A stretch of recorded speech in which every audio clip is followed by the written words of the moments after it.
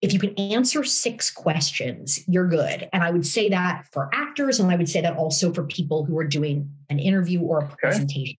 First, objective. That's the what do you want? And that could often be the call to action or the key takeaways that you need your audience to hear. 2, the relationship. If you're doing an interview, you have 2 different relationships here. You have your audience, and then you have the person that's actually giving you the interview, because I think they can be dialed into them, right? And with actors, same thing. What's the relationship with the characters in the scene? Number 3, where are you in space and time? Now that a studio is a studio, but you want to think about when your audience might be seeing you, especially if it's a network and it's being aired in real time, right? That all of those little nuances. If you're on a stage, are you the first person after lunch? Are you the first, are you maybe the third person in so the caffeine is kicked in? Like, where are you in space and time? Also, is this a breakout room where you might have 100 people versus the 600 that were in the ballroom? So it has a little bit more of an intimate feel there, a little bit more conversational rather than presentational. So where are you in space and time? Number 4, how do you want your audience to actually feel? And I would say this with commercial acting, especially, and I would say this with presentations and media interviews. You want them to feel like you have a solution to their problem and you're making their life easier.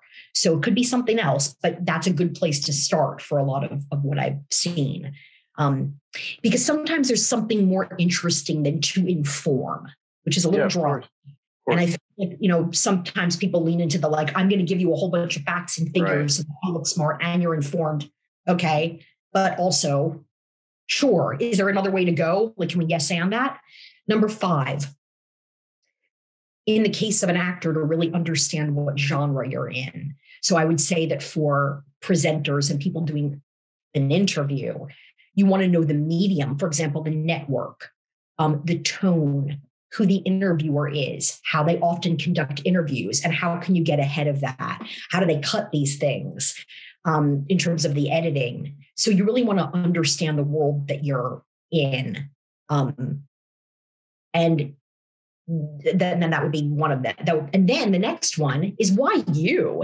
Why did they choose you to give the interview? There's the obvious choice of, well, I run the thing, I'm a CEO. But there's also the why does the audience want to not change the channel? So that's your special sauce. What is it about you that you can lean into? So there's a bit of channeling, like the Robin Wright or the George Clooney or the Don Cheadle or Viola Davis or whomever. Right.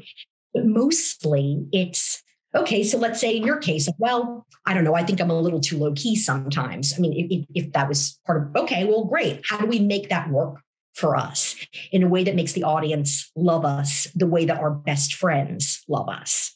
So it's thinking about the why you of it all and just letting that emerge, and then really listening as well, especially if it's interactive in some way, like an interview. So those would be the 6 steps